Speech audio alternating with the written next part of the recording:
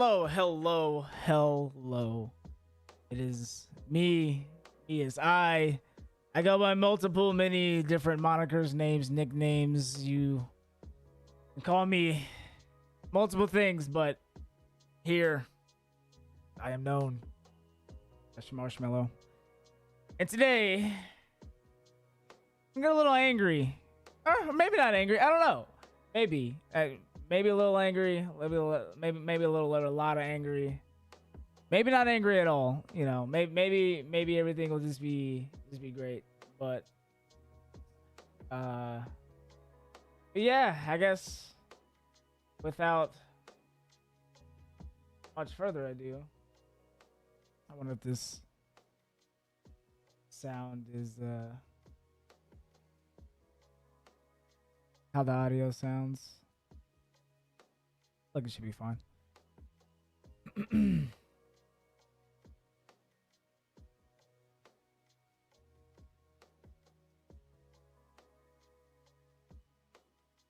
Hello?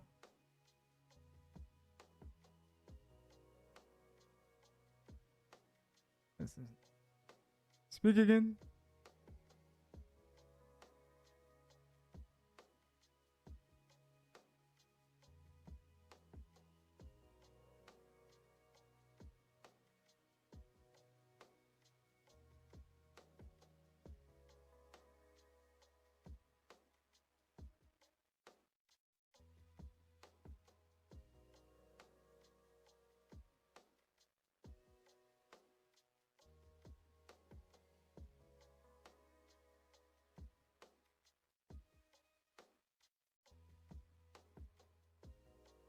Oh, I don't even know if it's picking up the Discord audio, but oh, definitely is picking it up. Never mind. The stream. I started my stream. Did a whole cute intro and everything.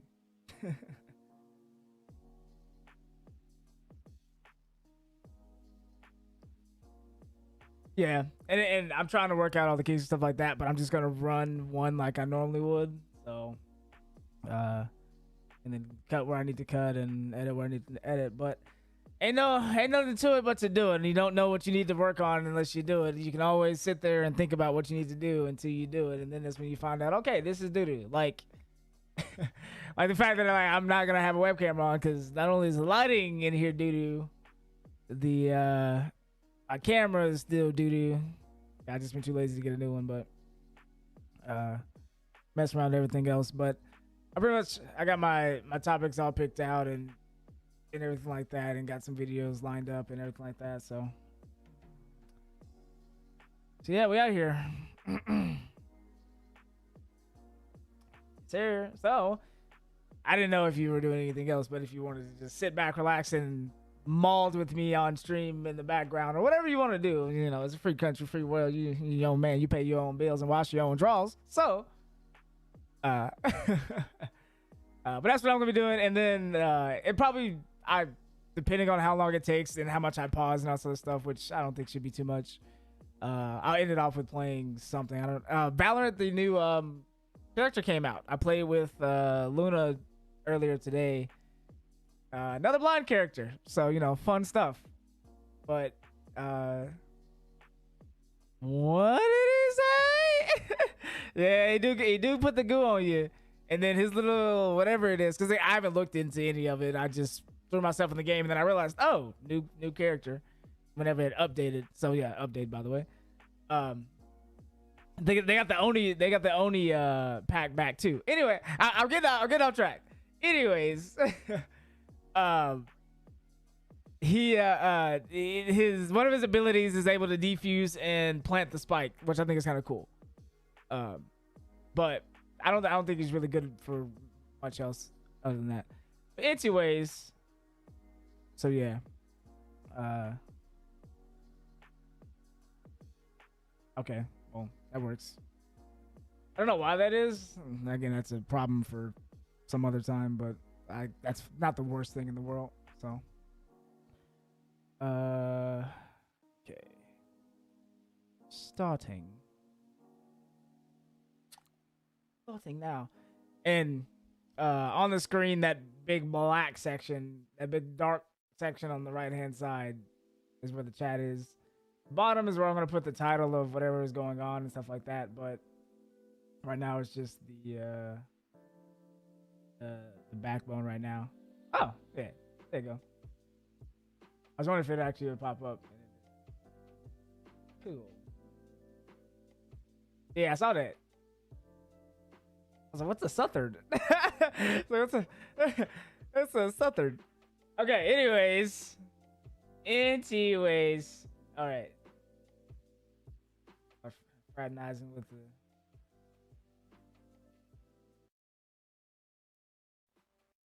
Ellie noticed.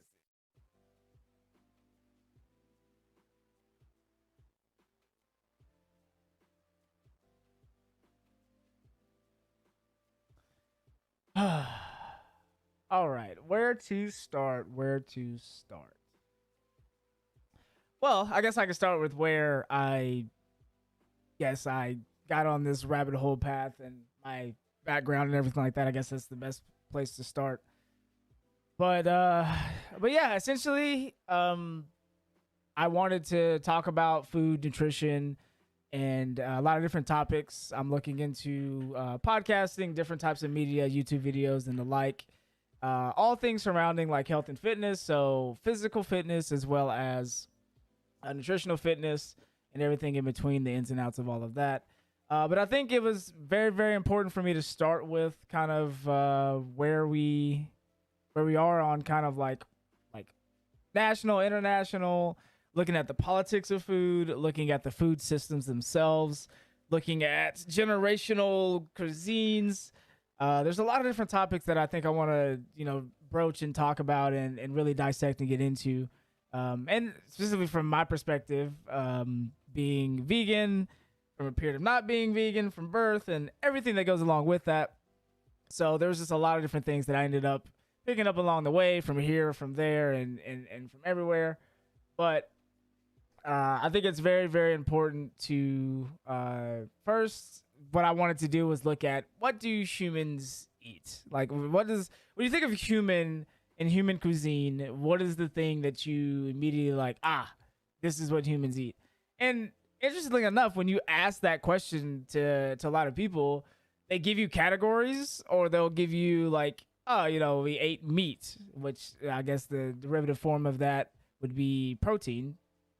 But it's like, that couldn't have been the case. I don't think that we were just starting off with just eating nothing but protein. So there had to be balances of other things in there, as far as like carbohydrates and fats and stuff like that.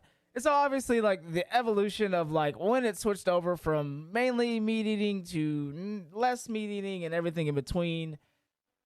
That's going to be very, very difficult to go back. And obviously you can't just be like, hey, caveman, like, what did you eat? What was y'all snacking on? Was y'all snacking on tigers or, mammoths, or, was y'all making maize or corn or what have you? So it can be kind of difficult whenever you're looking at that. But to give kind of a insight as to what it is that I'm referring to when it comes to this, let me make this bigger.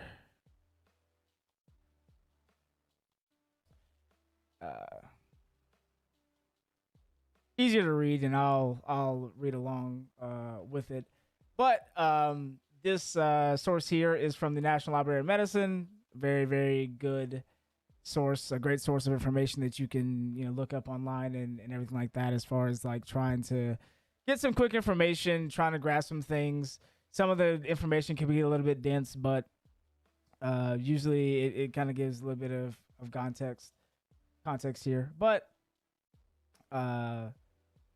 yeah, Paleolithic diet. This was last updated 2022, so fairly recent. But it goes on to say, a Paleolithic diet is a modern interpretation of the diet that humans ate during the Paleolithic or Stone Age era. This period, about 2.5 million years ago, was notable for the anatomic and physiological changes taking place in humans as they adapted to climate change, learned to cook meat using fire.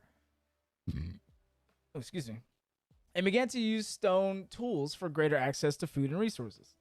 Anthropologists hold that the diet of our ancestors heavily influenced their neural expansion, increase in brain size, and reduction in the gastrointestinal tract size, which I think is very, very important. Because with the lessening of the gastrointestinal tract size, essentially that's less amount of time that your body has to break down and absorb the food in the intestinal walls. And I don't know if you know this, but the gastrointestinal tract in the body, human body, is already long AF, like several feet long. So it definitely would be kind of like a upgrade to have a small, compact gastrointestinal tract that can break all these things down. Anyway, this activity describes the benefits and indications of the Paleolithic diet and highlights the roles of the intra-professional team in ensuring patients eat a healthy diet.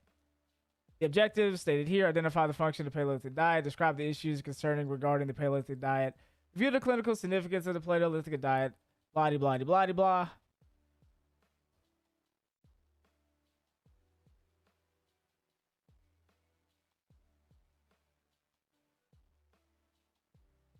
Okay, so here we go. Function. The last 100 years have seen a boom in industrialization, while essential for human advancement. Industrialization has also given rise to ultra-processed, low-cost, readily available foods to sustain a growing population. The consequence of consuming these foods is the increase in the rate of chronic diseases like obesity, diabetes, hypertension, and heart disease. Scientists and laypeople alike have started looking at solutions for these epidemics. Alternatives focus not just on medications, but the adoption of significant dietary and lifestyle changes. This quest for the ideal diet for health and longevity has brought to light several ancient cuisines, and some have been thoroughly studied, like the Mediterranean diet, which somewhere down the line we'll definitely talk about different types of diets, different fad diets. What is the fad diet of now? What was the diet of yesteryear? Why are they not exactly different than one another? Just the same thing repackaged over and over. It's lovely. It's truly lovely.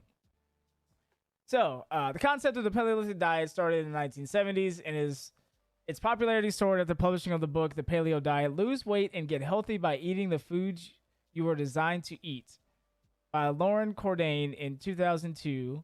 Since then, the public has shown a tremendous interest in this diet, also called caveman diet or Stone Age diet. Many cookbooks have been published claiming to have Paleolithic recipes. The central tenet behind this diet hinges on reverting back to what our prehistoric ancestors ate and rejecting modern day processed diet in order to improve our healthcare outcomes. The challenge with this diet, however, is that its conflicting versions are presented to the public. Okay, so already like looking at this, and I definitely want to bookmark and look at this book. I haven't looked at this book. That's definitely something they want to glance at. That book there. See what that has to say. I haven't particularly looked at that. But if they're citing it, then it must be one of those bestsellers. Okay. Where was I? Thankfully, several breakthrough developments in the field of anthropology in the last few years have helped dieters and practitioners better understand the Paleolithic diet. Perhaps one of the most popular misconceptions is that our ancient ancestors were mainly carnivores, when in fact they mostly ate a plant-based diet. I don't want to get on this soapbox just yet. That's we'll do that at a later time. But I just want to highlight that the diet was very broad and heavily influenced by geographical location and food availability, which makes sense. I mean, if you don't have water buffalo in your area, you're not gonna have water buffalo. It's not like how things were now, where it was like, hey, I'm trying to get Sour Patch Kids and I'm out here in Alaska, and you're just gonna send them out there. Like, nah, if you didn't have chicken, you didn't have chicken. If you didn't have beef, you didn't have beef. If you didn't have this type of grain, you didn't have that type of grain. And to a certain degree, it is kind of how that is now, where you have the food that's really in your vicinity. And whether or not access to that food is adequate, abundant, non-rivalrous, culturally appropriate, Do you have the resources to be able to cook the food and everything? There's a lot of different things that go into it, but just like now, it's like there's not foods that are just always going to be there. There's things that are in seasons. There's different types of foods that could be grown at different places and everything like that. So there's so much to just go out and be like, nah, we were just out here as humans snacking on buffalo butts and just having a grand old time eating the most protein dense diet. We were out here getting all the gains. We were out here really putting ourselves on the map as like, hey, look, we are the top dogs out here. Which is like, again, I'm not going to sit here and say that we didn't. And there's like, obviously had to be some trade over between when we started eating that way versus not, and all the in between that had to go with that. But I always felt like it was mostly supposed to be a plant-based diet, just based on the human archetype, or just based on how things are easier to consume for certain individuals based on what the content of it is. Is it lactose? Is it galactose? Is it sucrose? Is it fructose? Is it a fat? Is it protein? Are you having protein deficiencies? Like, what is going on? But I digress. Scientists and anthropologists have been able to reconstruct this diet based on evidence gathered from archaeological remains. The most extensively studied tribe is the Hadza tribe from central Tanzania as an African continent. See, it always go back to Africa. Yeah, and you know, I know it's like well, duh, like, you know, it will, but when it's one of those things where it's like you always hear about Pangea, you always hear this and stuff like that, but then for me, like, I look out and I'm like, you would think that if we started there, things would be a little bit different as far as like, you know, the hierarchy of things, or how we look at the world as far as like first world country versus third world versus this world versus that world, and how you have the motherland, but usually the motherland should be richer than the children lands or the child lands or the fatherlands or the step fatherlands. I don't know. But in any case, it's again, sounds like it's in line. Anyway, African continent is considered the birthplace of human evolution and where the majority of hominid prehistoric fossils are found. One of the most popular food groups for them is honey. Interesting. Very nutrient dense. Very nutrient dense food. I wonder how infants varied with that, because we definitely don't give anyone honey as far as like babies. Since the Hadza group resides in the tropical forest, goated, their diet mainly consists of plants, fruits, tubers, and game animals. And again, most of the time, game animals, those are going to be like more so the smaller animals. You may be getting a little bit bigger when it comes to like four-legged animals, stuff like that. But it wasn't going to be like this giant, you know, we like to think of like the Ice Age where it's like, they're just going out and slaying mammoths every single day, or like slaying big wild game. And it's like, you know, again, like maybe through looking at this, it'll go to explain a little bit more about the transitionary period between when we started cooking our food as opposed to just eating it raw. There's certain animals that we don't eat. Like, we don't eat the predator of other animals. We usually eat the prey as well. So like, that's why we go after bunnies, chickens, cows, stuff like that. We don't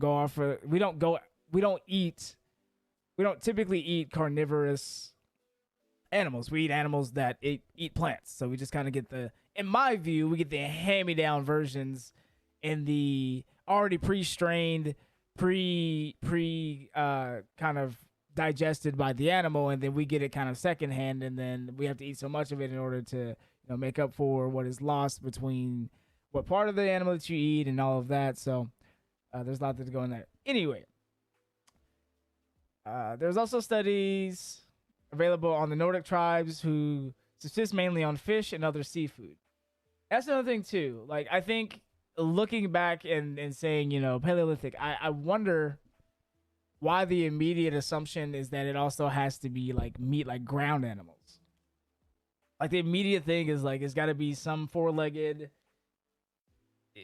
animal, when it's like now one of the most eaten foods is chicken, which is, a bird, flightless bird, but a bird nonetheless, that two-legged, doesn't have four legs, and doesn't eat other animals usually, or I guess in most situations.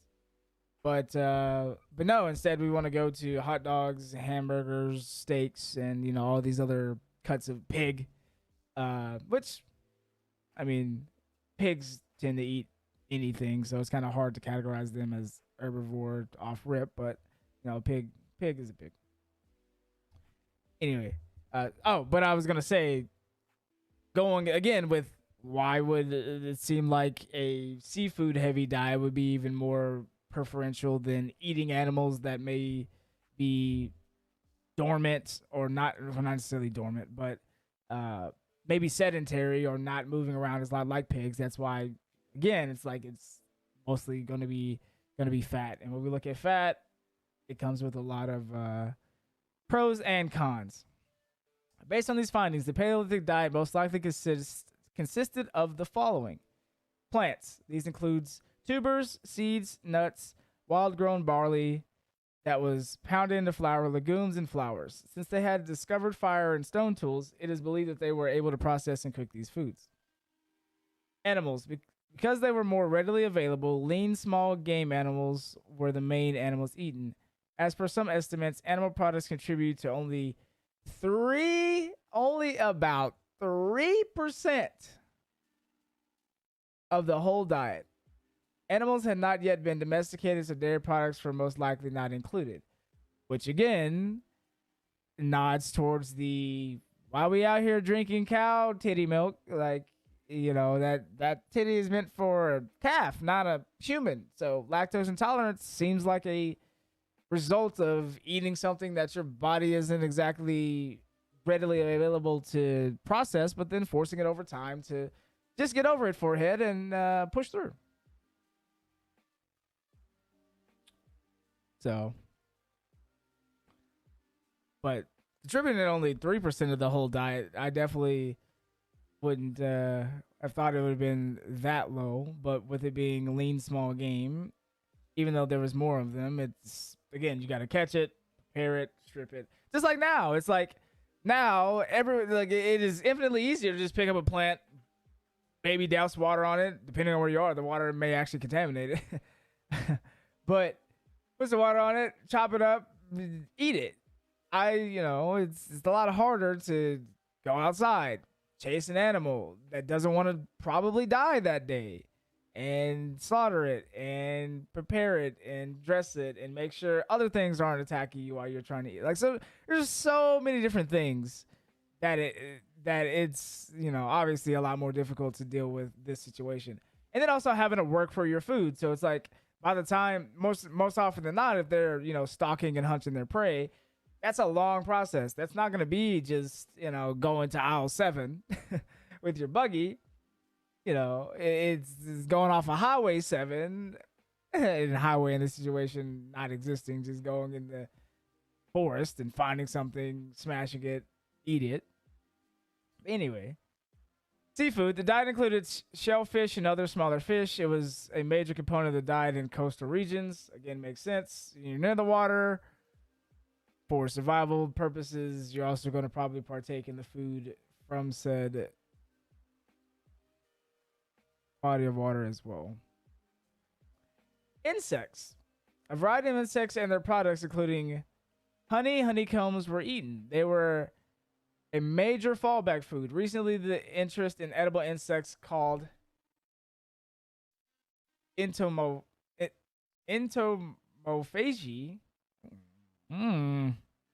Word.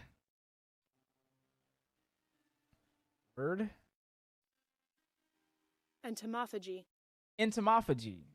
Wow, I murdered that. Entomophagy. Thank you.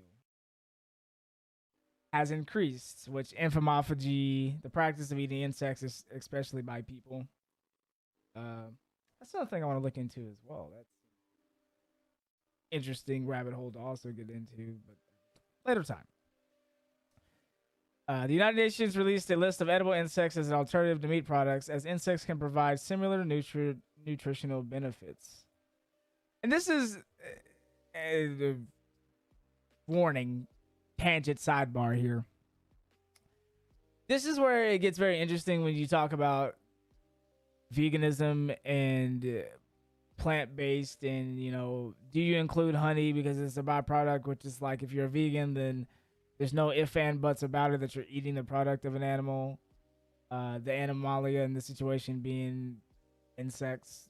And just because we don't think of insects the same way doesn't mean that it's not the same thing.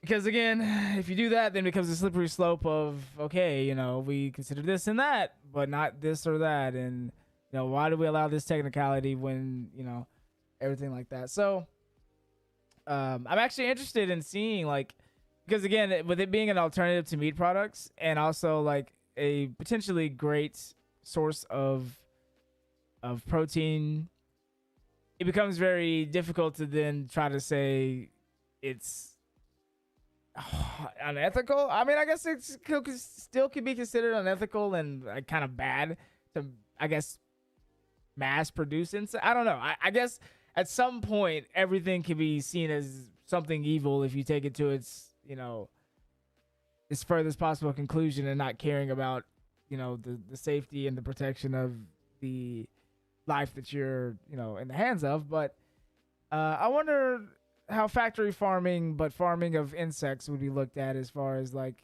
if it will cause the same issues as farming animals if we get the rate of these insects. Because I would imagine it takes like let's you know what, again, tangent, let's look at, because I don't want to just say a insect that you probably wouldn't eat. Let's see. Like what? Like I got how many crickets?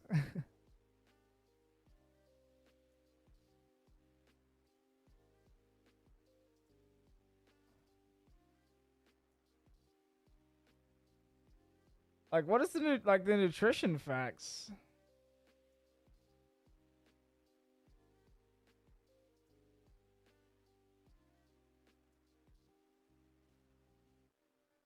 Like, are they eating cicadas, leaf hoppers, plant hoppers, grasshoppers, locusts, crickets, bees, wasps, ants?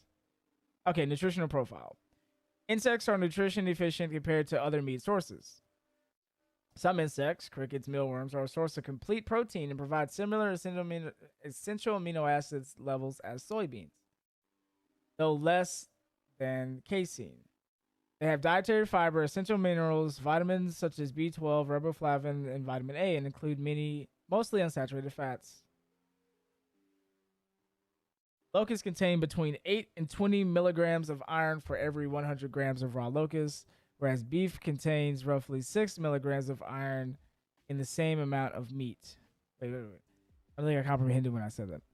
Locusts contain between 8 and 20 milligrams of iron for every 100 grams of raw locust, whereas beef contains roughly 6 milligrams of iron in the same amount of meat. Okay, so they're doing a, not a per capita, but a weighted percentage here, because obviously you got 100 grams of meat. It's gonna take far less individual amounts of meat to make 100 grams than the amount of locusts that it would take. But I guess they're trying to do a gram for gram comparison here. See, crickets are also very efficient in terms of nutrients. For every 100 grams of substance, crickets contain 12.9 grams of protein, 121 calories, and 5.5 grams of fat. Beef contains more protein, containing 23.5 and 100 grams of substance, but also has roughly triple the calories and 4 times the amount of fat as crickets do in 100 grams. Interesting.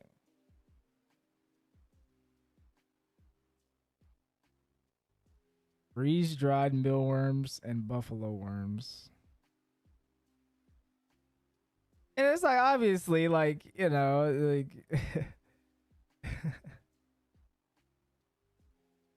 bug bites. Like,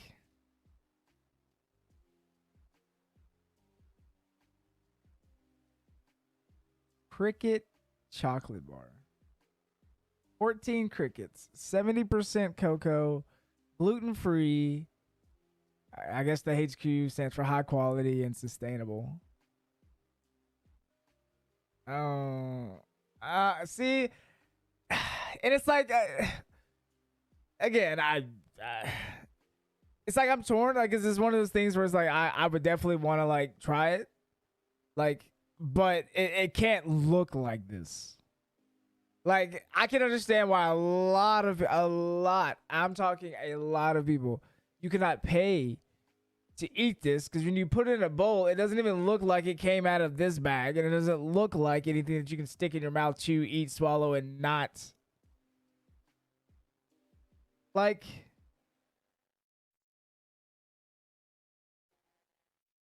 I just, yeah. Anyway, moving on from insects. I'm sorry.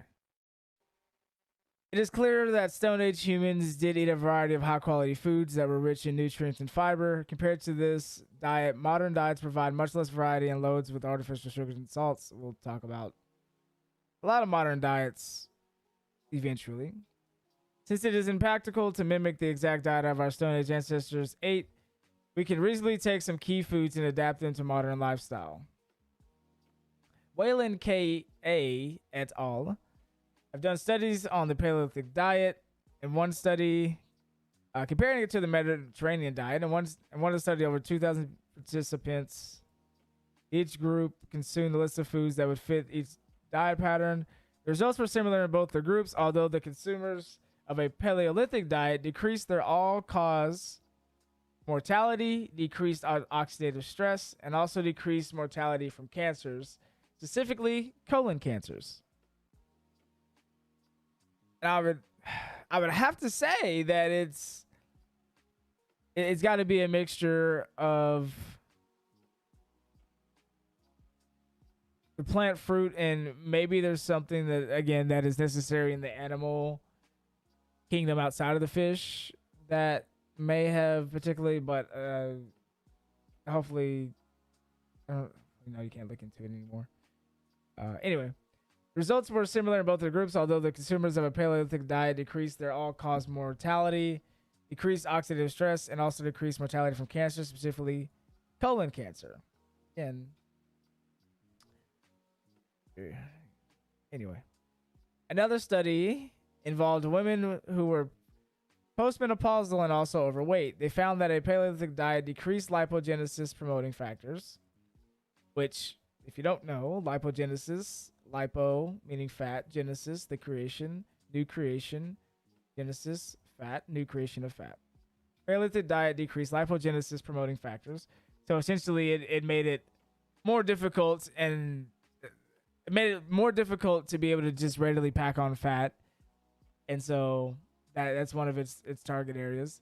Improved insulin sensitivity, again, probably due to fibrous foods and phytochemicals and phytonutrients in the plant-based foods. And reducing circulating triglycerides. Again, it probably also has to do with a balance of omegas, a balance of, so your omega-3s, your omega-6s. There's not going to be any trans fats just readily out there, or if there are, it'd be trace amounts. Saturated fat may be a little bit high depending on the animal factor there, but most of their fruits are not going to have any saturated fats. I guess if some of them are just having a heavy diet of coconuts, I guess like that would be an issue, but that's probably few and far between.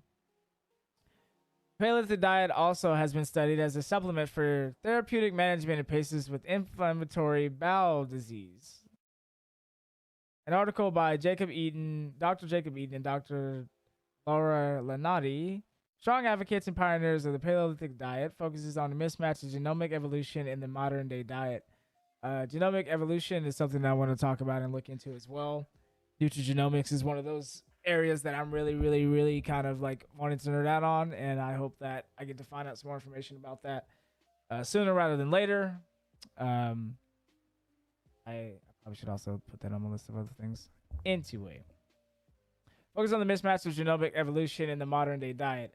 As discussed above, the diet that our ancestors ate has had a major impact on our genetic evolution. Since today's diet no longer contains the same variety in nutrition, however, there is an increase in chronic diseases caused by both undernutrition and overnutrition, which these are also two other concepts that are very interesting and look into a lot more as well. While I'm doing this.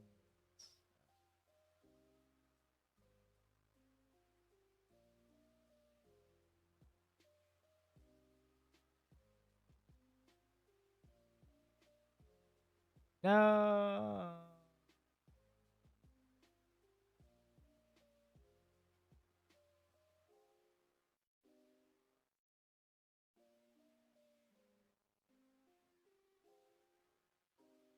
I don't want it to.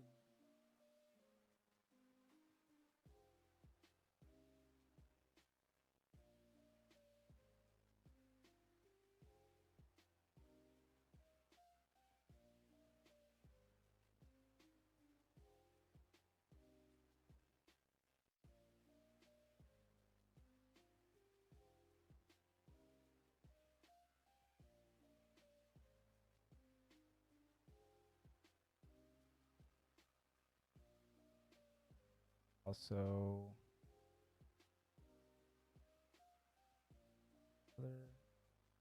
another word.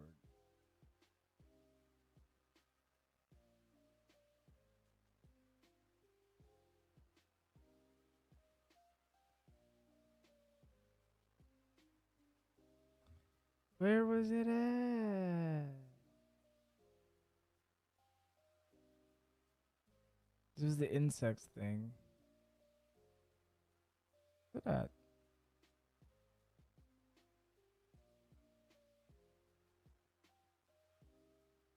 Where is it at? Brother.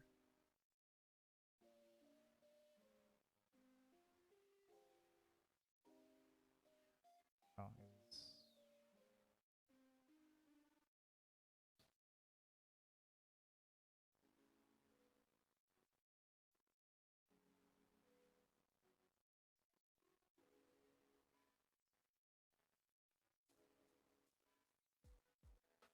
anyway, where were we? Focus on the mismatch. Yeah, genomic. That's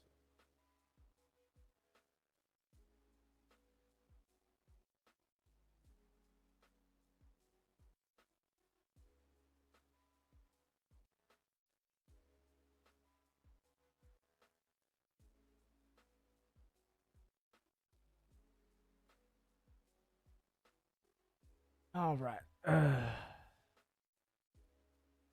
As discussed above, the diet that our ancestors had major impact on the genetic evolution. Since today's diet no longer contains the same variety of nutrition, however, there is an increase in chronic diseases caused by both undernutrition and overnutrition. Multiple other smaller scale studies confirm similar results. Physicians across the globe have been trying to incorporate a healthy diet and lifestyle habits into the therapeutic regimen of their patients. The Paleolithic diet is certainly a reasonable option for physicians to choose as it advocates healthy eating.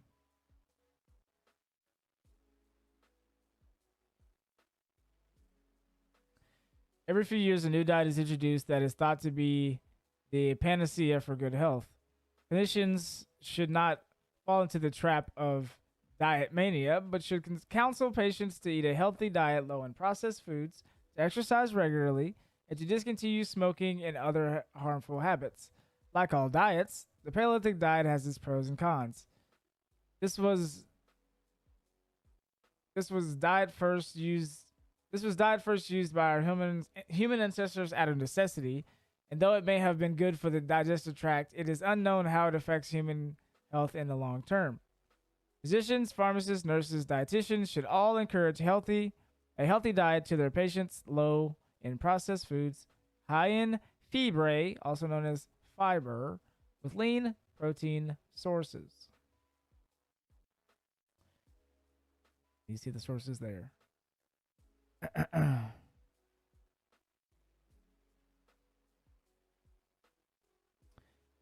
And some of these articles I actually want to look at too, but again, kind of just still skimming the overall and getting the gist of it. I kind of want to keep it fairly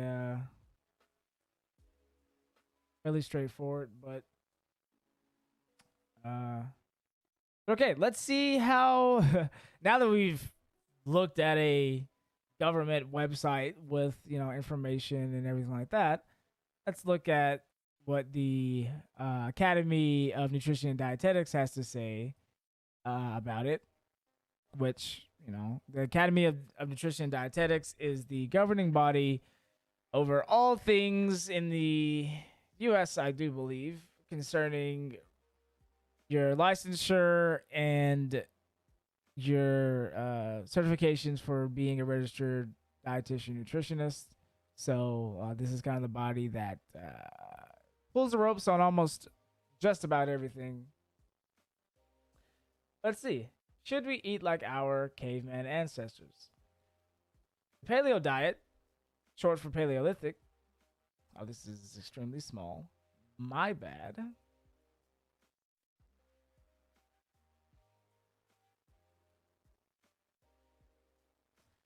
Paleo diet, short for Paleolithic, sometimes called caveman or Stone Age diet, centers around the idea that if we eat hunted, fished, or gathered, eat fish, sell fish.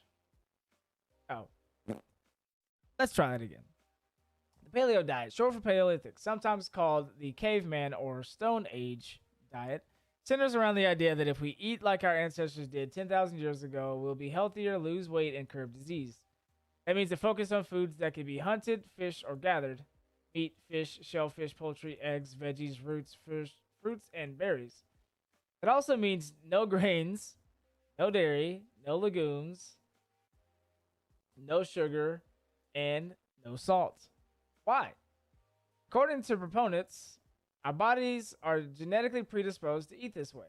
They blame the agricultural revolution and the addition of grains, legumes, and dairy to the human diet for the onset of chronic diseases. Grains. Like grains and beans? That's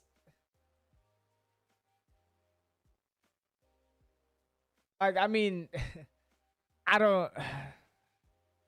I mean, I guess it is like, who is they? It would be what I have to say is like, who they blame the article. Who is they?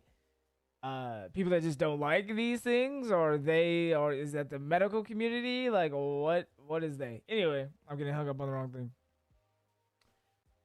On one hand, this way of eating encourages the inclusion of more fruits and vegetables, which aligns with the dietary guidelines for Americans, but a typical paleo plan may exceed the recommendations for daily fat and protein intake and fall short on carbohydrate recommendations.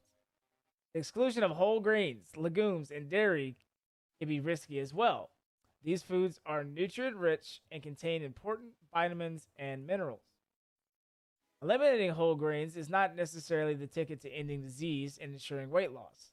Whole grains contain dietary fiber, which may help reduce the risk of heart disease, certain cancers, and type 2 diabetes, and other health complications.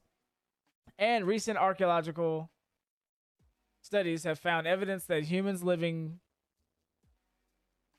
during the Paleolithic era did in fact eat grains. Diets of early humans vary drastically depending on where they lived. There is no one Paleolithic diet. As with any diet trend, the paleo diet might also be hard to sustain by eliminating entire food groups and types of food. Increases the risk for disordered eating. We live in a society where it is not possible to eat exactly as our ancestors ate. For example, wild game is not readily available, as most of the meat we consume has been domesticated and is produced on mass scale. Food has become an important part of our culture, including celebratory meals and social gatherings. That's true. Kind of the whole reason why people get together at all. It's like, if you ain't got food, it's like in several different orders depending on what you're looking at and who it is that you're doing this with. But in this order, you ain't got food. Okay, you ain't got food. What is the next fun thing? You got drugs. You got alcohol. What is it like? It's very very difficult sometimes to get anyone motivated to do anything if food's not involved, and then if food is involved, now you got to talk about what kind of food and everything. So um, it definitely has become an important part of culture. I mean, it can't not. It's something that if you have the ability to, it's something that you do every single day. So it's not going to be something that's just going to be swept under the rug as like not that crazy. Before blah, blah, blah, blah, blah, blah, blah, blah, blah.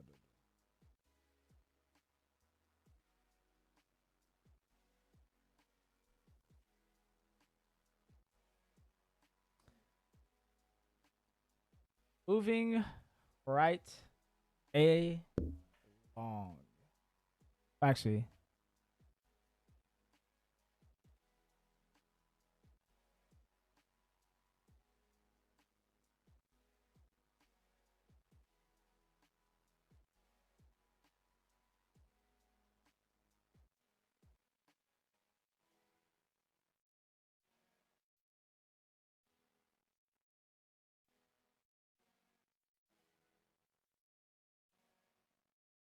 you know what? Instead of reading, let's look at a video. That's what I want to do. I want to look at a video. So mainly looking at that.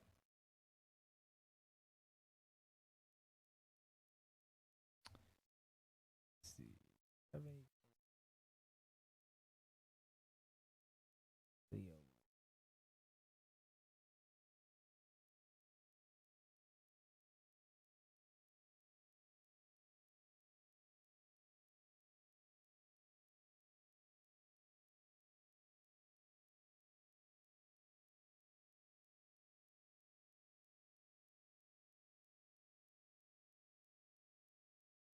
Ah, yeah, and you got the paleo and keto and stuff with what's the dealio? Am I right? Ah, ah, ah.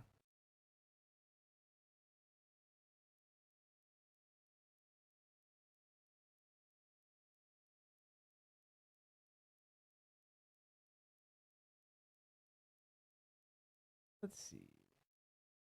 I've watched one of his videos before,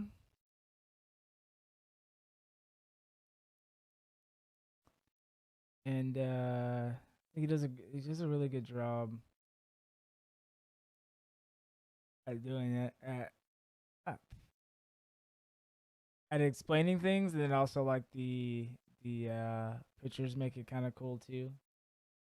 So, but uh, let's get into the video.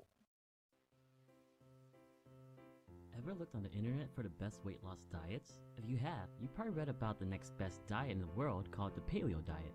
But what exactly is this Paleo diet and what makes it better than all the other diets out there?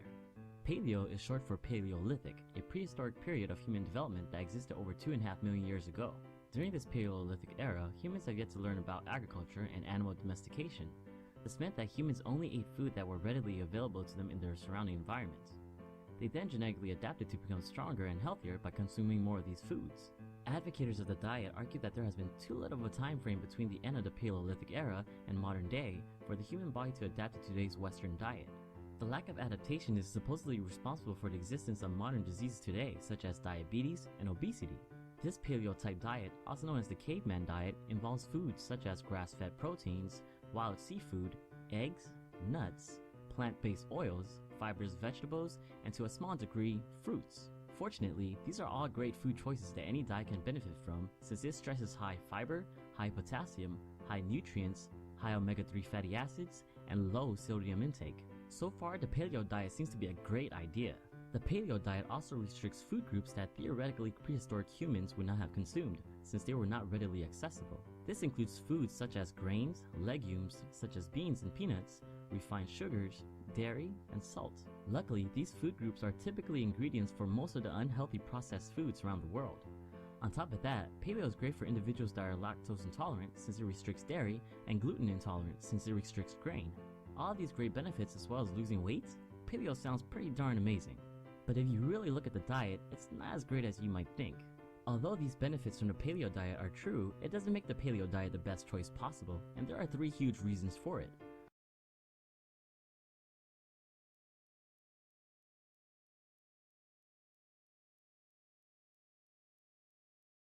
Whoops. I wonder what those 3 reasons are going to be. So far, I'm definitely liking the video. I mean, it's getting right down to the nitty gritty of what it was, and everything is seeming to be in line exactly with what we just previously went over and read. So far so good. But I, expect nothing less. But let's see the three reasons why it's advantageous. 1. The paleo diet is expensive. Under the paleo diet, the main sources of protein are from grass-fed animals and Wait. wait. Are these the 3 reasons why it's bad? Wait, did he say? Maybe these subtitles are. The paleo diet is expensive choice possible, and there are 3 huge reasons for it. 1. The paleo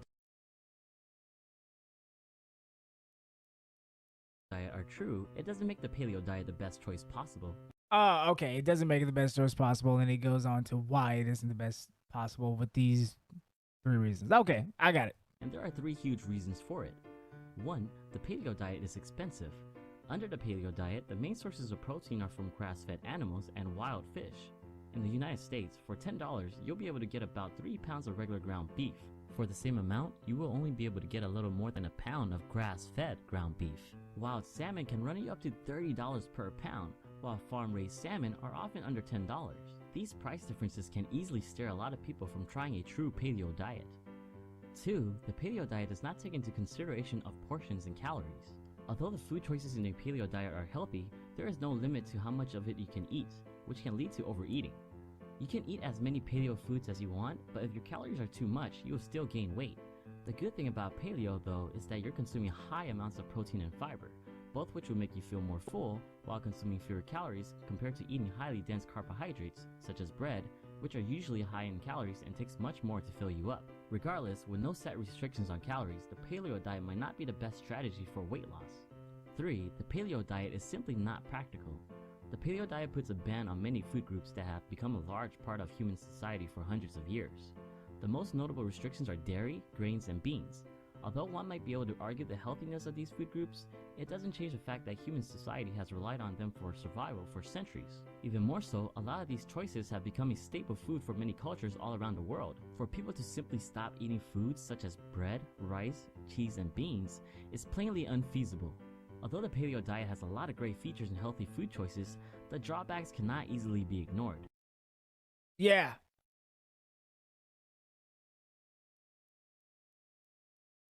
Okay. So, sorry, I stepped away.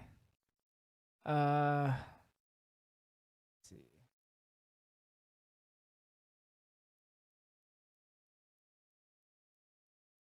Okay, so one is expensive. Makes sense. Self-explanatory.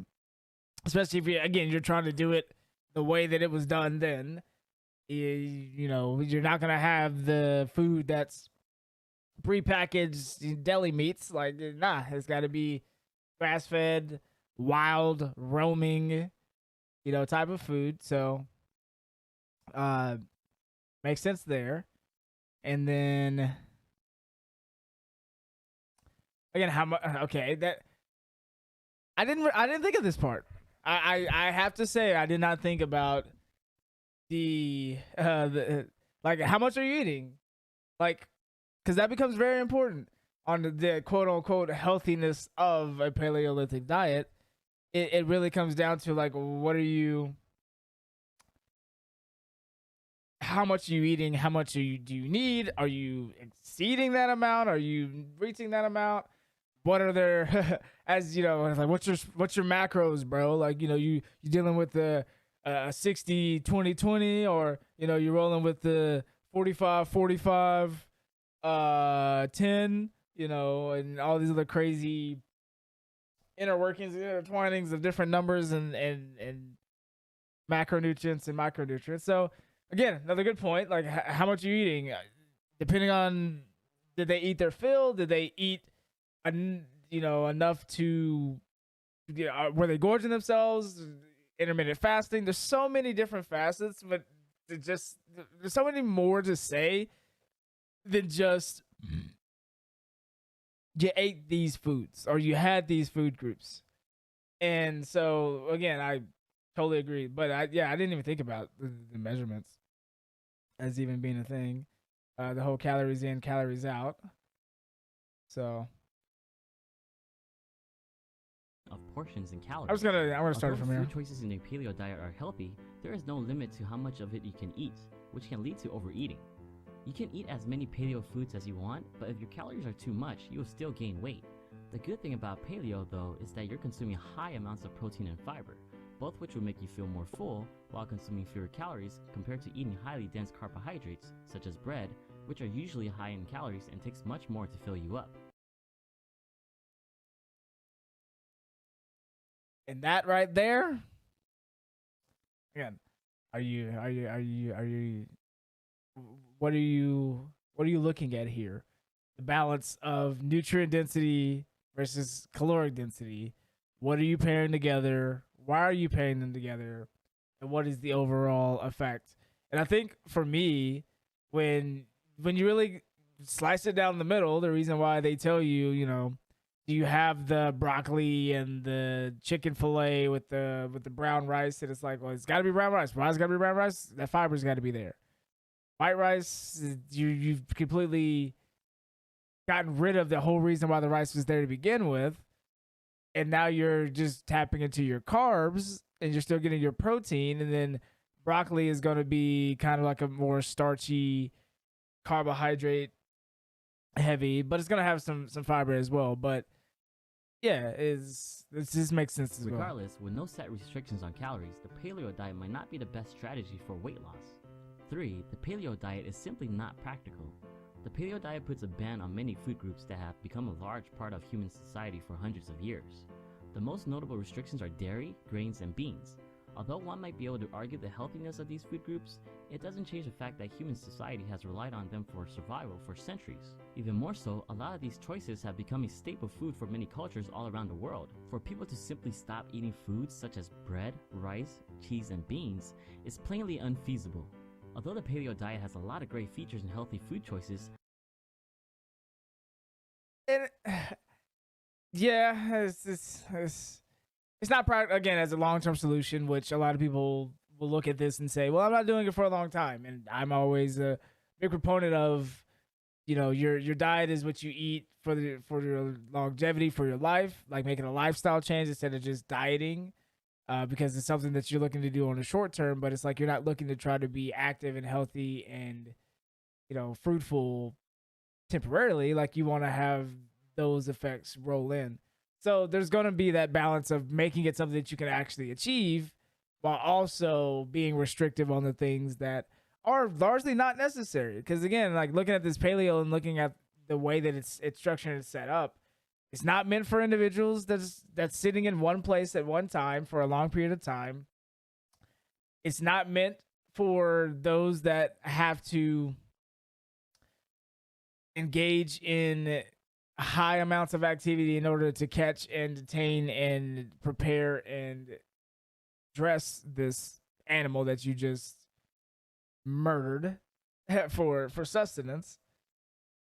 And so it becomes very, very difficult to achieve this in the way that you're wanting to do it for anything other than temporary, because of how integrated other foods that I would argue have now. If it was like this before, it's like there was obviously a change, a reason why there was a change, and why there was abundant reason for that change, and why when you look at other countries every country has that certain staple or what have you that's usually grain based or tube based.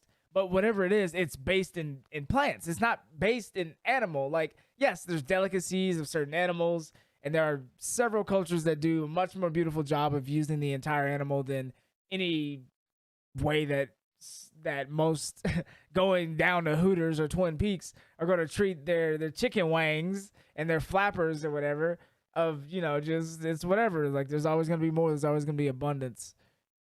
But it's like, nah, it's definitely not like that. But it seems that we've looked to, for good reason, it seems, abuse the staple crop and the cash crop, plant based, and then everything else had to try to catch up with the boom of, again, a hyper taste bud sensitive, taste loving, sizzle, make you drool on a dime food that we have. Now it's like, nah, I want my meat with a side of meat. Like, I want my meat to have meat. If my meat ain't got meat, is it really a meal?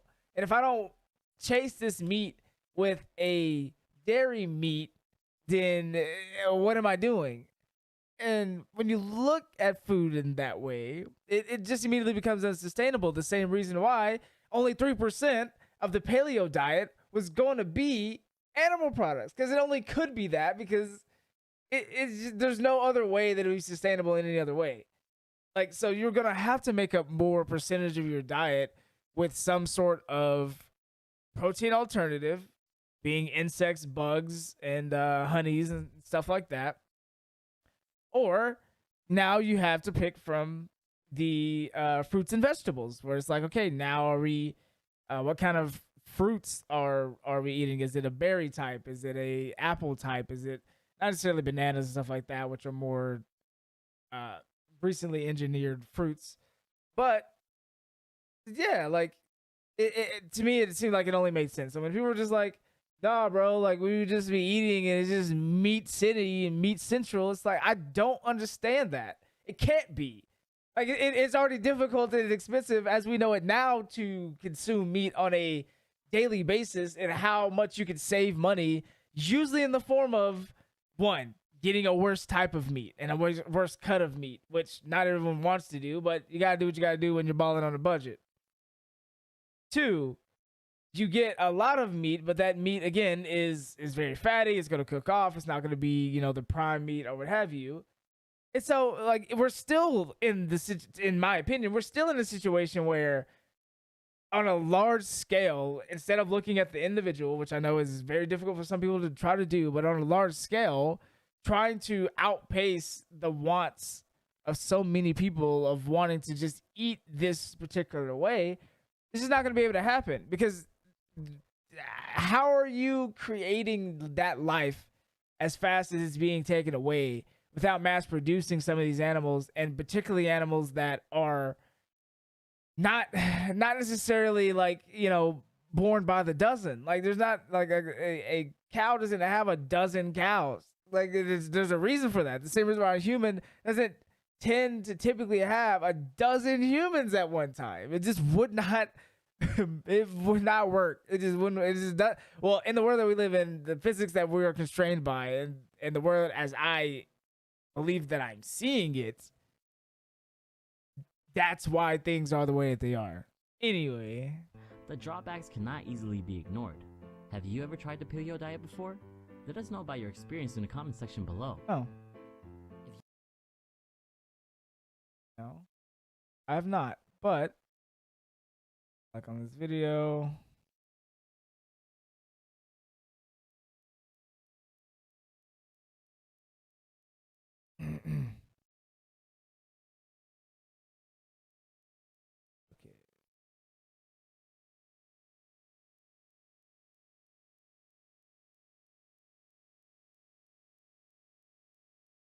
Okay. Okay. Our ancestors ate a paleo diet with carbs. Dun dun dun. Smithsonian Magazine. Let's see what y'all gotta say about the paleo diet. Let's see.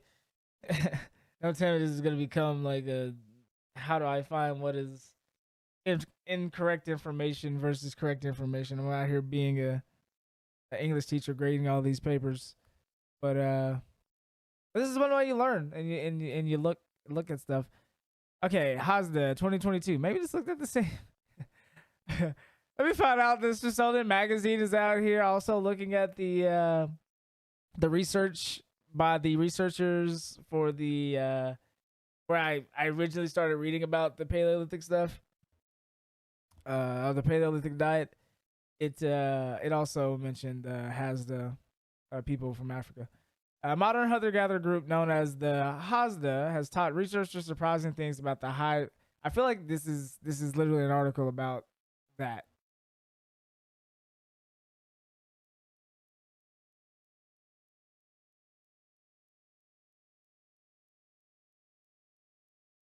Is it? Oh no, this is. Oh, I want to look at this too. Ooh, ooh, this looks juicy. It's got all the tings in it. Hold up. Okay. Okay, this is different. This is different. Okay. Uh Same tribe, different study potentially. Maybe that other study included this study. I don't know. But in any case, what did people eat for dinner tens of thousands of years ago? Many advocates of the so-called paleo diet will tell you that our ancestors' plates were heavy on meat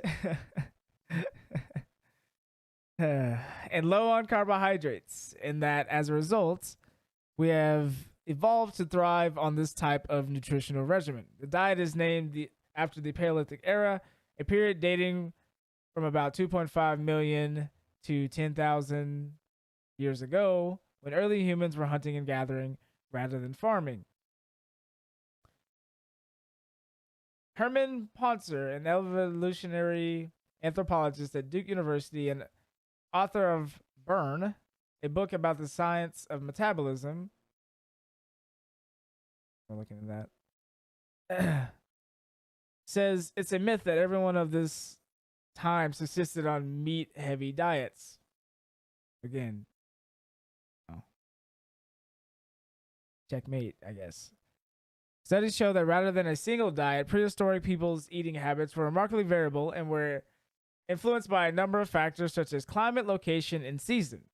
And humans also were more nomadic instead of, sedentary. So what you got was in what you got is what you got. It's like if you go down the street, you take a left, you take a left, you take a left, and now you're stuck there. You ain't got the food that you had back there because that's either you already ate that or there's nothing back there, or you gotta just keep it up, keep on moving, just keep on moving, just keep on moving. So says it's a myth that everyone this time insisted on meat heavy diets. This is so small. I am so sorry. In case you wanted to read before me or look at it or whatever you may want to do. Studies show that rather than a single diet, prehistoric people's eating habits were remarkably variable and influenced by a number of factors. I already read that. But we can learn about eating habits of our ancestors by studying modern hunter-gatherer populations like the Hadza. Oh. In northern Tanzania and the Achik, I would have no way of knowing how to say that. In Paraguay, Paraguay. In an interview with notable magazine, Poncer explains that what makes the Hadza's surprisingly seasonal, diverse diet so different from popular notions of ancient meals. This interview has been edited for length and clarity.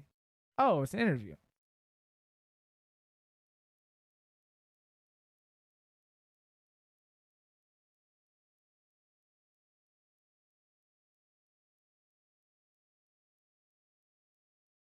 Oh, okay. So it kind of Oh.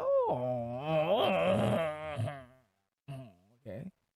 What do today's paleo diets look like? How well do they capture our ancestors' eating habits? Okay. People have developed many different versions, but the original paleo diet is quite meat heavy.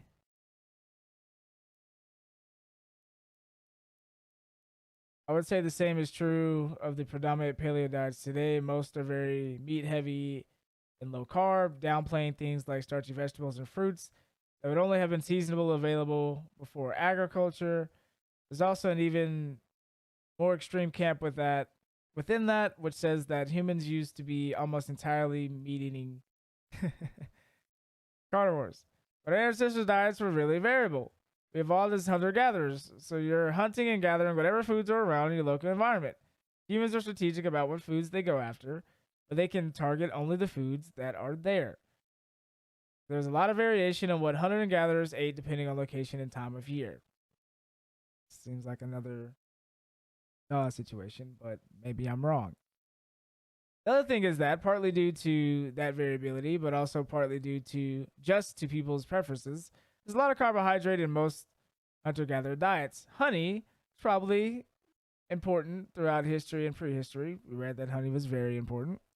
A lot of these small-scale societies are also eating root vegetables like tubers, and those are very starch and carb-heavy. Tubers like potatoes. Potato. The idea that ancient diets would be low carbohydrate just doesn't fit with any of the available evidence. Now, the paleo come to represent that. There's a couple of reasons and bias. Yeah. Top of that, the available ethno data is heavily skewed towards very northern cultures, such as the Arctic cultures. Just the warm weather, first ones are pushed out by farmers, and they do tend to eat more meat, but our ancestors' diets were variable.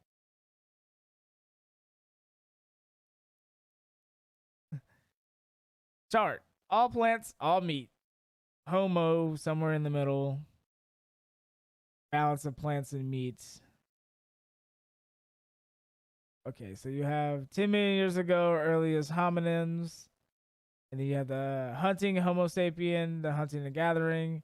A million years ago, and then fire a little bit past that. This chart is really weird.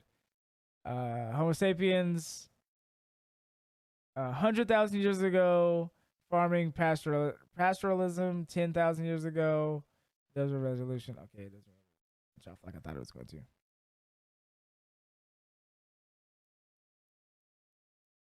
Actually, I wanna see if there's videos over this community and take a look at that. Your research has focused a lot on a group called the Hadza. The community are a few hundred traditional hunter-gatherers in northern Tanzania. They live in a sort of semi-arid savanna landscape. Some of the population has started to do some farming or to live in villages. Like now? Like wait. The quarters, men hunt with bow and arrow, women gather plant foods by hand or by digging sticks. They are this really wonderful community of folks to work with. They're also really valuable in terms of giving us a snapshot.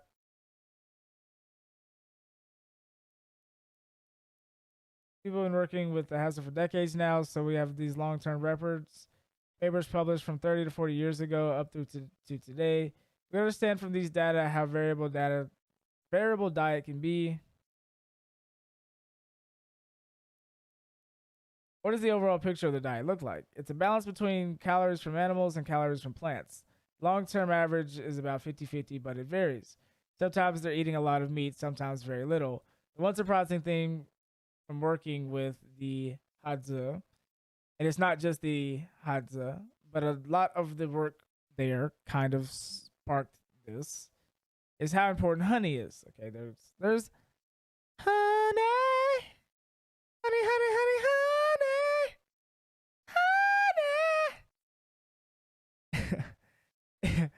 It can make up as much as a fifth of the group's calories. Wow, on average. Honey is goated though. Again, honey is that ish. It do be doing the do though, as it do so well. I mean, honey just be out there, sweet, easy to go down. If you're not a infant, don't feed honey to infants. It's not a great idea. Honey is just sugar and water. Yeah, love it. Pretty high carb and definitely not part of most modern paleo diets. Yeah, I don't really hear too many people adding honey to their paleo breadless, riceless, grainless, legumeless.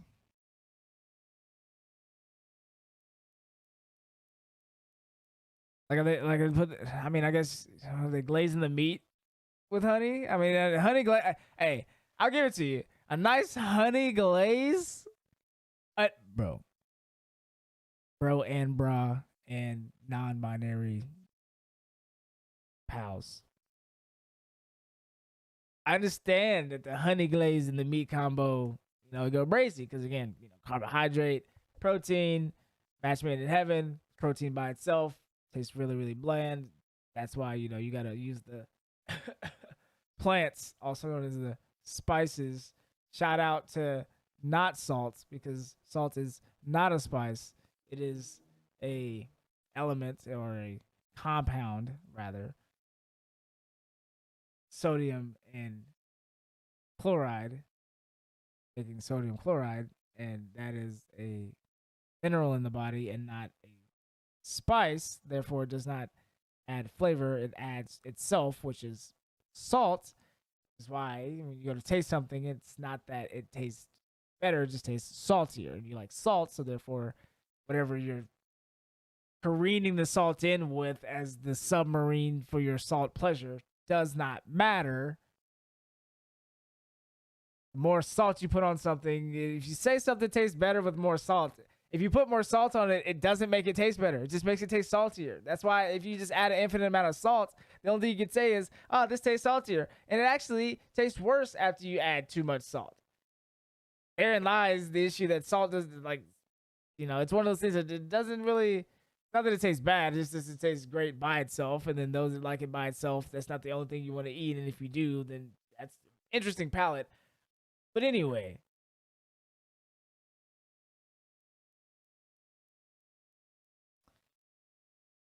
uh, eating honey also has a lot of dietary benefits as well because the pollen and all of the different immune protecting qualities that bees and beehives and everything like that have really can help with your gut bacteria and your gut microbiome as well.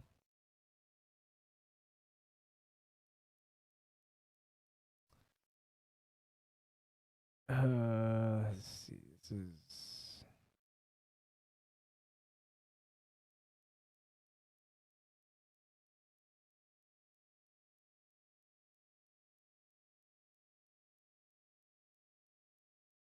anyway.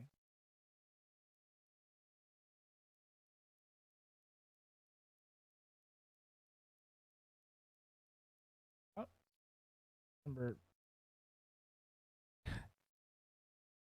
for opening that.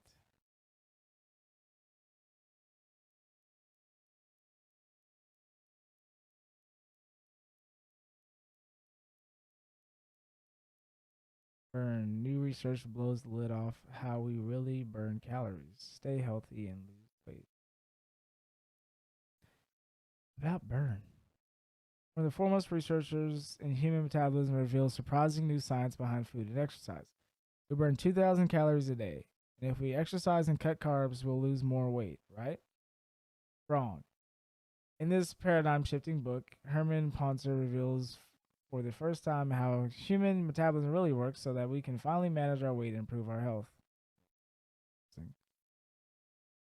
Ponzer's groundbreaking studies with hunter-gatherer tribes show how exercise doesn't increase our metabolism. Instead, we burn calories within a very narrow range, nearly 3,000 calories per day, no matter our activity level. This was a brilliant evolutionary strategy to survive in times of famine. Now it seems to doom us to obesity. The good news is we can lose weight, but we need to cut calories. Wait.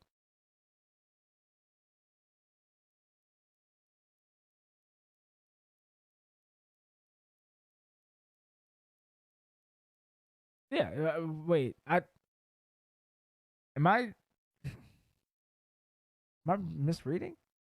I'm not understanding. This was a brilliant evolutionary. Okay, so a narrow range of 3,000 calories per day. So is it saying that there's a cap, like if you hit your cap of burn, like let it burn, like you ain't burning no more, like you like it's just it's over. No, no acapella, no acapulco, no nothing. I don't know, but now it seems to doom us to obesity. The good news is we can lose weight, but we need to cut calories, which it makes sense. Anyway, refuting such weight loss hype as paleo, keto, anti gluten, anti grain, and even vegan. Sponsor discusses how all diets succeed or fail. For shredding pounds, a calorie is a calorie. Yeah, yeah. This comes down to it. It's like it doesn't matter what you're doing. It's about how much of whatever it is that you are doing doing. Uh, do they have audio? I actually want to. Oh, they do have an audiobook.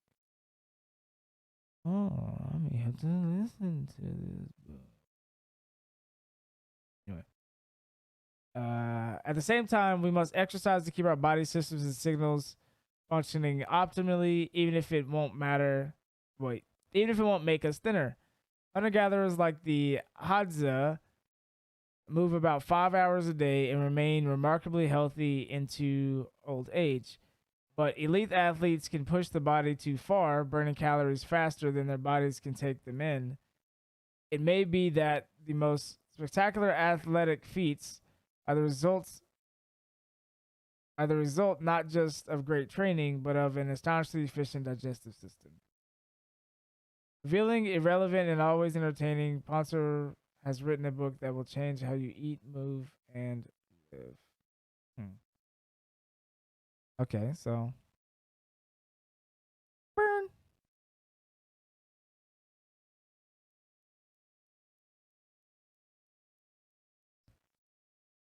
All right, well, I guess we'll move on to the Cleveland Clinic. This just kind of gives you a rundown again of what you just can and cannot eat, and I feel like a lot of things on this picture you ain't supposed to. I don't know. I mean, that's shellfish. It's avocado, a fresh avocado. But we also the eater. Should you eat more grains? Should you cut out dairy? What about sugar? What about fat? What diets like the paleo diet based on what our ancestors ate? Paleo diet, Stone Age.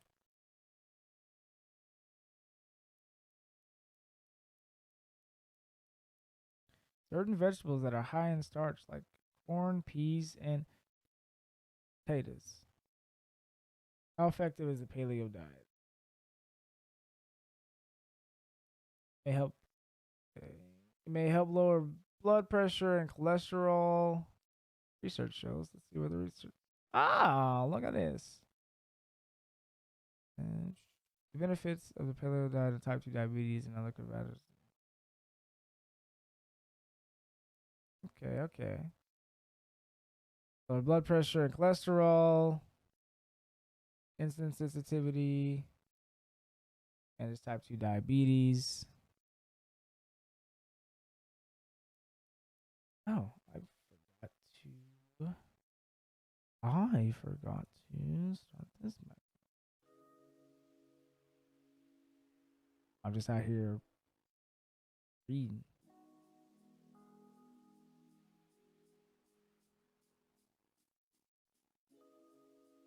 I did that too.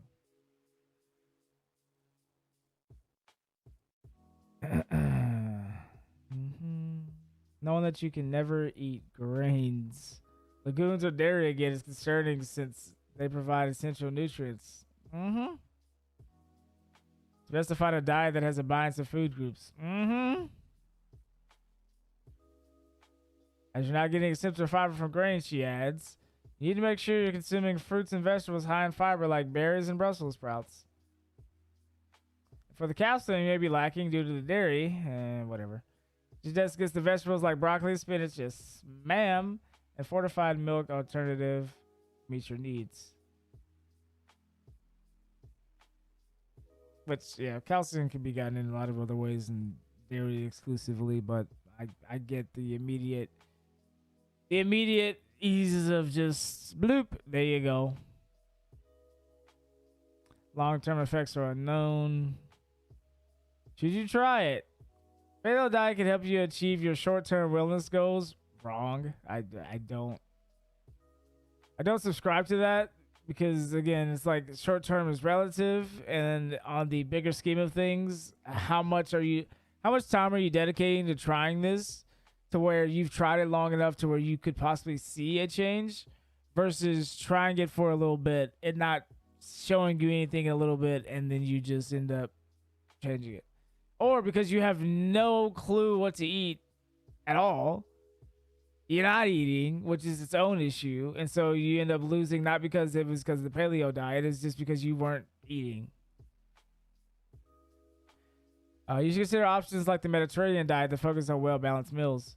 Mediterranean. Also, if you have chronic kidney disease or on a protein-restricted diet, the paleo diet may not be for you. Yeah, them kidneys ain't kidneying. Gonna have a little bit of a hard time breaking down those proteins and dealing with the what is it? Words. Starts with I'm losing it. Now that I'm trying to think about it, it's making it even harder to come to my brain. Ammonium.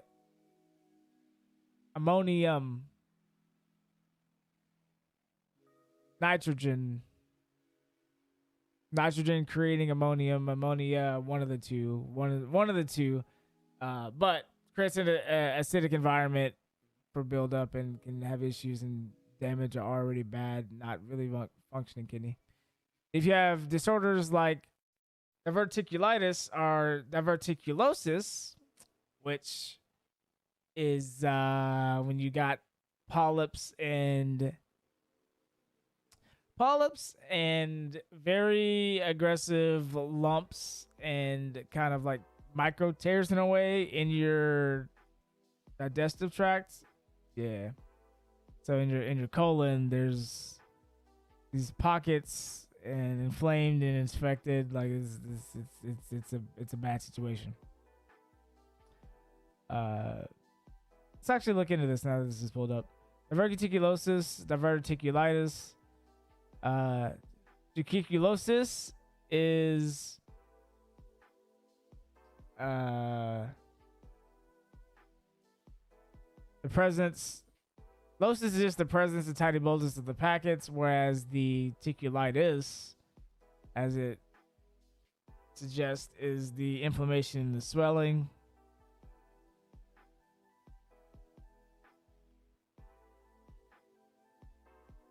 It's like it's nothing about this sounds like a good time at all.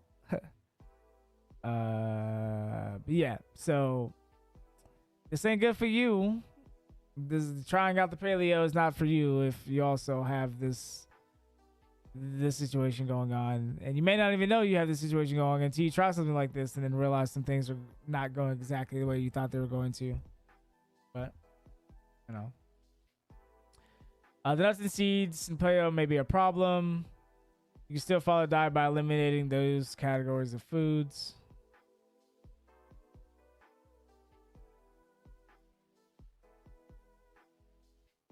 Overall, the paleo diet is a great diet to try for a jump start. I disagree. If you're concerned about your weight, want to focus on your gut health, are trying to manage your blood sugars and aren't tolerating dairy, this could be a good option for you. But eventually, you want to incorporate more variety into your diet, and the Mediterranean diet is a great lifelong eating plan. So it's like, why wouldn't you just tell him to just start with the Mediterranean? Like, why? I'm not. why have this halfway house if the idea is that you get out, like you just you should just be going for the gold to begin with. So like I don't see why, like looking at it, and it's like, I guess if you want to take the most charitable look at why, not why, but if you want to make the most charitable look at the Paleolithic diet of what you could glean from it if you just did it for a week, I guess it's like, well, it shows you just how much crap you really have to cut out of your diet, or how much access to certain foods you just cannot have ever again because they're all full of this, and this. So I think, one, most diets, because they tell you or should tell you what you can and cannot eat, will at the very least get you thinking about the foods that you do put in your body. And that in and of itself already puts you in a certain mental state, in a mind state that makes it easier to stick to and want to look into and kind of dabble into other diets or ways of eating. Because you don't think about it. Like, I feel like if you're just eating, you're not really thinking about it. You're just going. It's just what you're doing. Like you're just on it. But the moment that you actually kind of sit back and like, what am I eating? And now all of a sudden you can start thinking about it. And then there may be that time where it gets kind of integrated or ingratiated that it's like you don't think about it again and you go kind of back into that lulling situation. So I just think it's just, instead of having the halfway house of the paleo diet, if you're just going from eating like poop and you're really just trying to jumpstart and try something different, it's one of those things where it's like the worst thing isn't having to, like, okay, let me gather my comment. When people say that in order for them to either start a diet or start anew or start this or start that, like there's this like washout period or like this purifying period or purity period that you go through in order to transition into just eating better, exercising, whatever, like that. Like, oh, I'll start this on a Monday because it makes it a clean cut start. Or I'll start this on the beginning of the year because that makes it the best start. And let it be the beginning of the year on a Monday at 8 a.m., which makes it the perfect start time to where I can track it and make it all, great and all, bells, whistles, all this. But I always say the time to start doing the better thing or the right thing is immediately, right now. Start it now. So that's why when I look at this, I'm like, well, why have that as a jump start when you can just jump into why is the paleo something that you're looking into first and foremost? Are you gleaning it through the lens of, I've heard about it, therefore I think that it's good, so let me try these things? Or I don't know how I'll respond to it, so I'm just wanting to try it.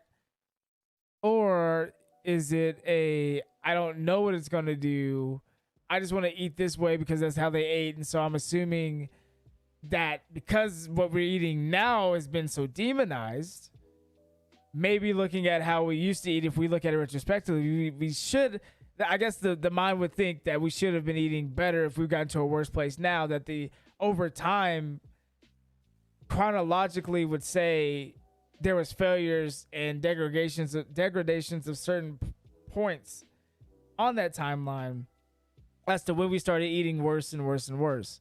And so that we would have to look retrospectively back to see when we started eating, when we ate well, which I would just argue we just ate, quote unquote, better than we ate now. Not necessarily that it was healthy in its own right. It's just looking at it relative to how we're eating now. We can retrospectively look at it and say, nah, that one's bad. That one's worse. That whole thing of eating lead chip paint, can't include that. That was definitely an L. That was definitely a time where the food weren't fooding, the math weren't mathing, and the nutrients weren't nutrient.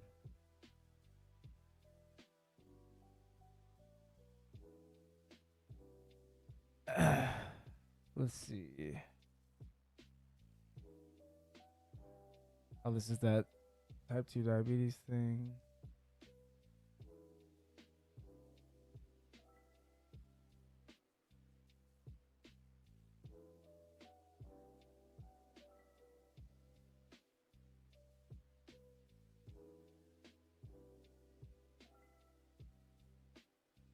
I don't want to get into that. Oh, definition for overnutrition is a form of malnutrition, imbalanced nutrition, arising from excessive intake of nutrients leading to accumulation of body fat that impairs health.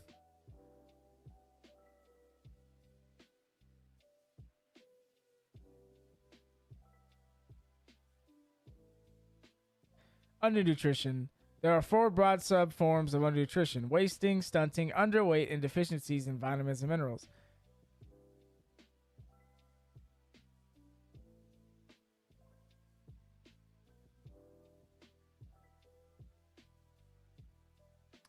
Interesting. Overnutrition versus undernutrition. Just like being overweight versus overfat. Varying distinctions of word choice and word play depending on the situation.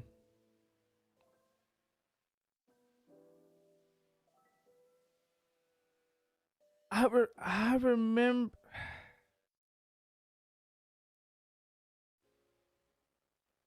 I remember seeing this book. Like it looks so familiar.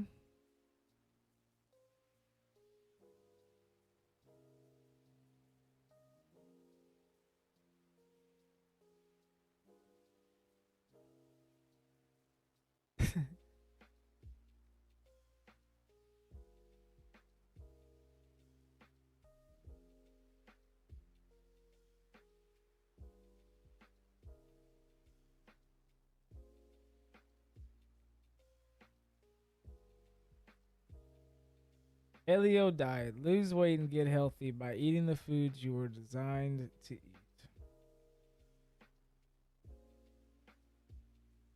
Over 100,000 copies sold. It's like I look at this and I'm like, I don't. No one knows what harm this could have done to people that may have tried this and stuck it to the T and had any kind of irreparable damage done because of that, or longevity stunted because of this, or what have you. Because again, I think if you don't take it to the literal T, but you dance around certain ideas and massage certain areas, it's not the worst thing in the world. But when you don't massage it and you take it full value, face value, it does become kind of silly as a way of eating pattern, just from a ease and efficiency standpoint. And then it's like, how are you demonizing the other food categories like rice, like grains, legumes? Like, what hierarchy are you putting those other foods on that these don't also provide? I guess if you're just demonizing those as like these are the advent or the inclusion of these foods in our diets are the reasons why we are obese and overweight now, are grains and this and the third. And it's like, how could you not also get the same result if you just not taking the animal product to its full conclusion of being just as abundant as grains and beans are? I think that you'll still also have the same issue of overabundance of the food and overconsumption, not necessarily the fact that it's animal versus plant.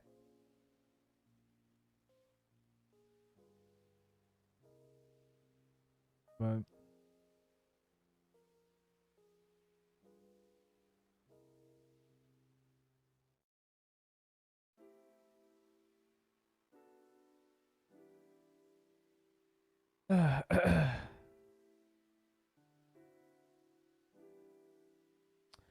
okay.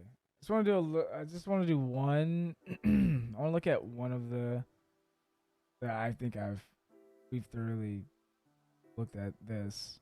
So,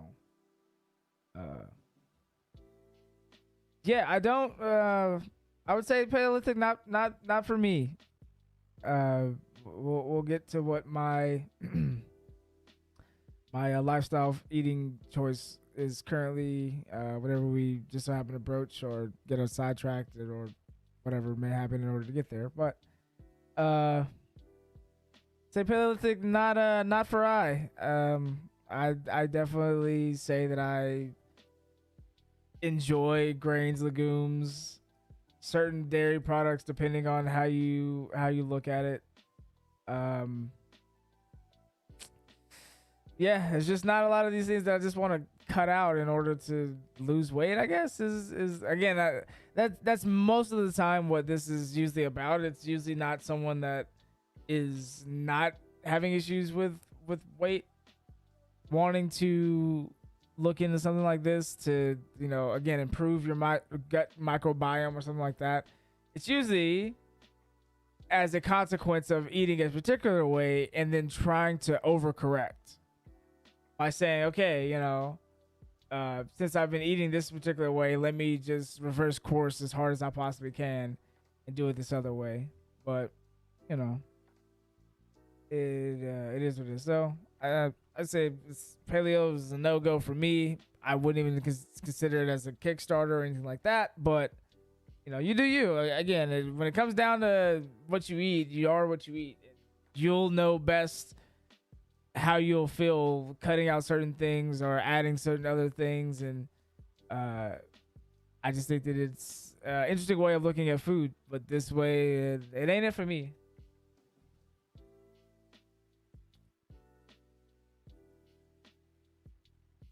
But I did want to look at.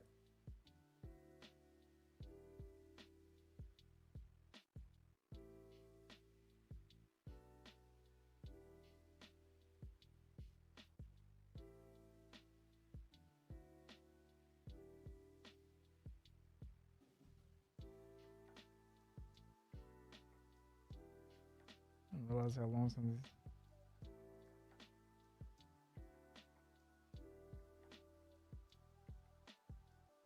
Hmm.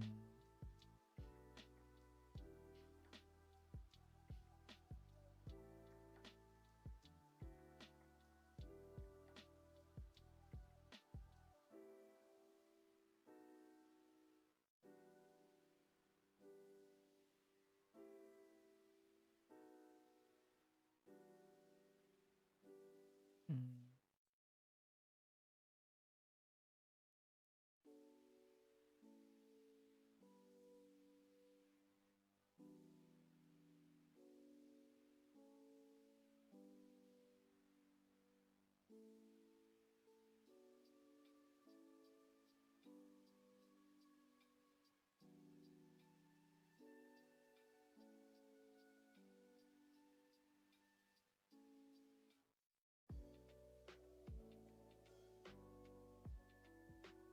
Hmm.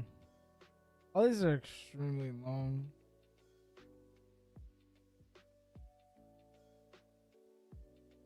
So I'll just hold off. Pick another one at another time. There shall be plenty. But for now,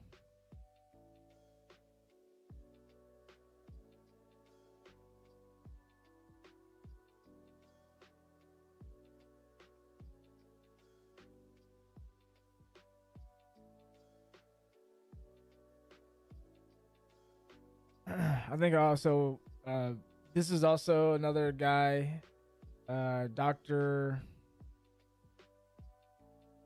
Gregor. Dr. Gregor. I wanna. What is his newest? I wanna show his his platform, everything that he was doing, and as I was looking into again my food journey, nutritionfacts.org. I don't know if he has it on here, but let's see if he has a video on. I'm sure.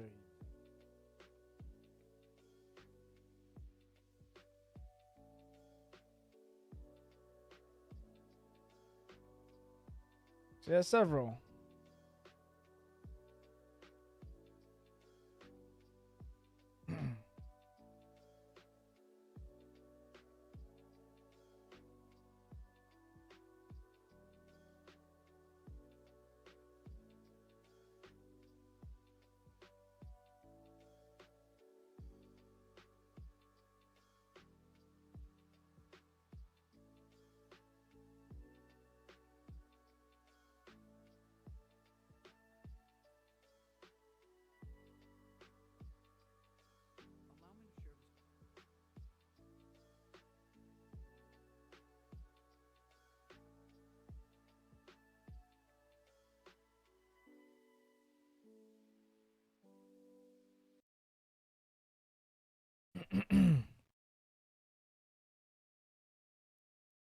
Take it away, Mr. Gregor. Story of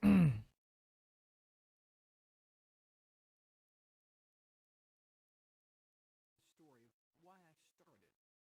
Allow me to share the story of why I started nutritionfacts.org.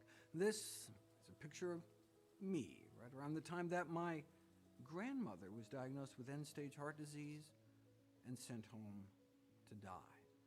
She already had so many bypass operations, basically run out of plumbing at some point, confined to a wheelchair, crushing chest pain. Her life was over at age 65. There's nothing more they could do. But then she heard about this guy, Nathan Pritikin, one of our early lifestyle medicine pioneers. And what happened next is actually Nathan chronicled in Pritikin. Pritikin's biography. My grandma was one of the death's door people. Frances Gregor, my grandmother, arrived in a wheelchair. Mrs. Gregor had heart disease, angina, claudication. Her condition so bad she could no longer walk without great pain in her chest and legs. Within 3 weeks, though, she was not only out of her wheelchair, she was walking 10 miles a day. This is my grandma at her grandson's wedding 15 years after she was given a medical death sentence, and thanks to a healthy diet, she was able to live another 31 years on this earth till age 96 to continue to enjoy her 6 grandkids, including me. That's why I went into medicine, and that's how nutritionfacts.org became a labor of love, a tribute to my grandmother. Nutritionfacts.org is run by myself and a dedicated team of staff members and volunteers who research, create, and share all the content you see here. Your donations are what make it possible to run this video-based website that garners millions of views a month with all its staffing, server, and operational costs. We count on nutritionfacts.org continuing to thrive on a Wikipedia model, where we offer a free public service that many viewers consider so valuable they feel moved to support it and keep this life-changing, life-saving resource free for all time. If you believe in our mission to share the latest evidence-based health and nutrition information at no... No! No! I messed it up! Share the story of... They feel moved to support it and keep this life-changing, I was trying to move life-saving this. resource free for all time. My bad. If you believe in our mission to share the latest evidence-based health and nutrition information at no cost to the public, please join us.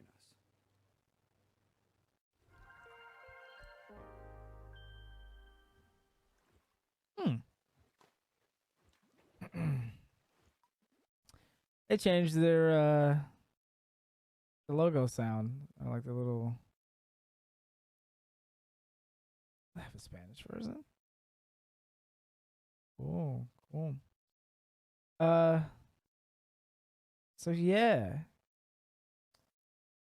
Obviously, mine's not as cute. Don't have a great little backstory, but yeah, I found his his YouTube videos and stuff like that at an early age. And I haven't gotten around to reading his book, How Not to Die, but where we are.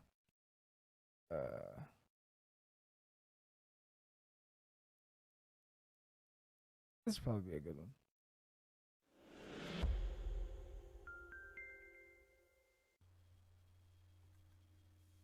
There are 3 broad theories about evolution and food. One is that humans have become adapted to the products of the agricultural revolution over the last 10,000 years.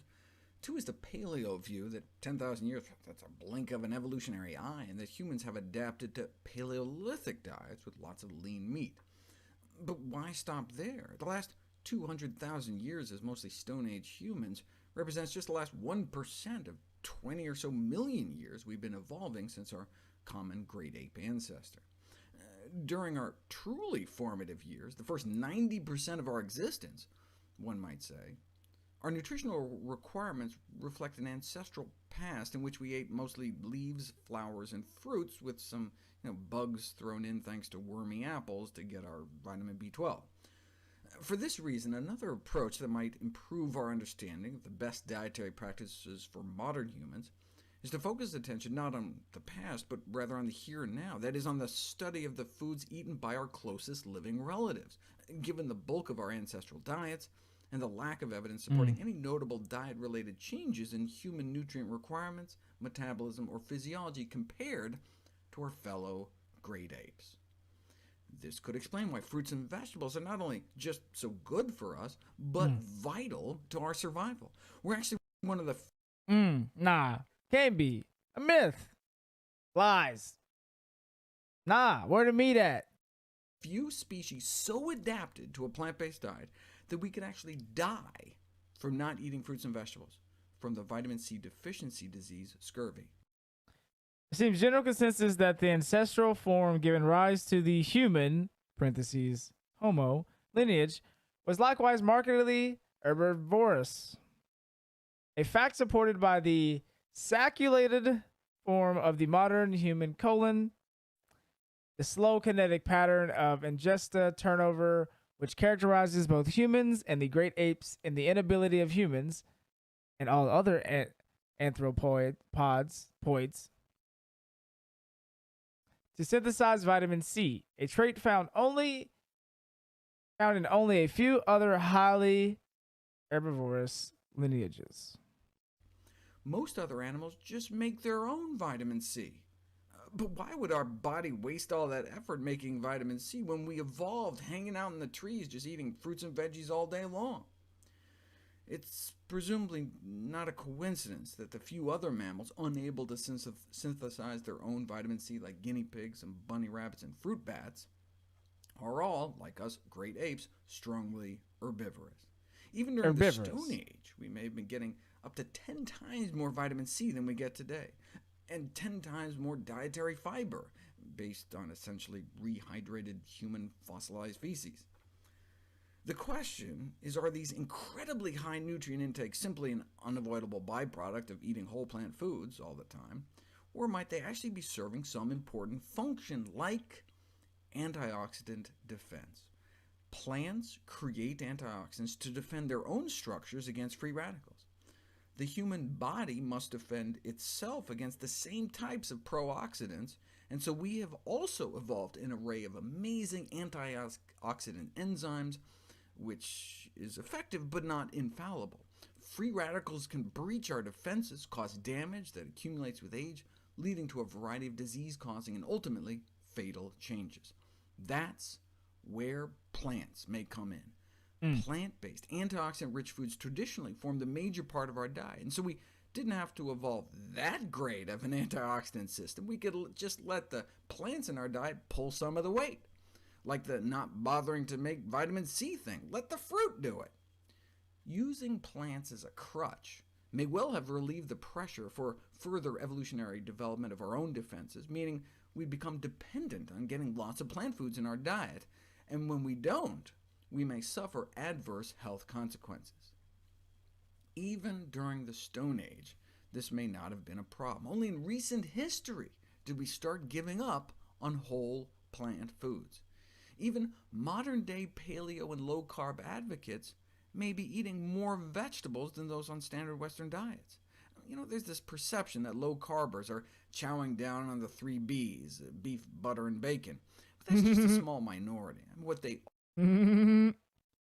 Followers of the low-carb diet ate vegetables even more often than the other respondents. Moreover, only 5% of these dieters had increased their consumption of beef, bacon, and butter to any great degree. are eating more of is salad.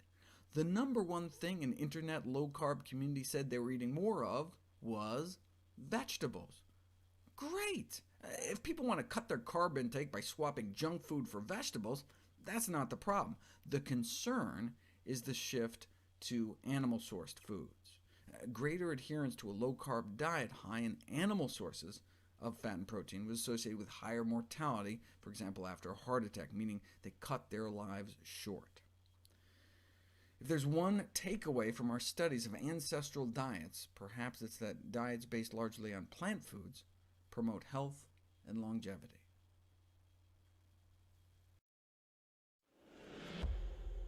There's the old. This is the one that I knew.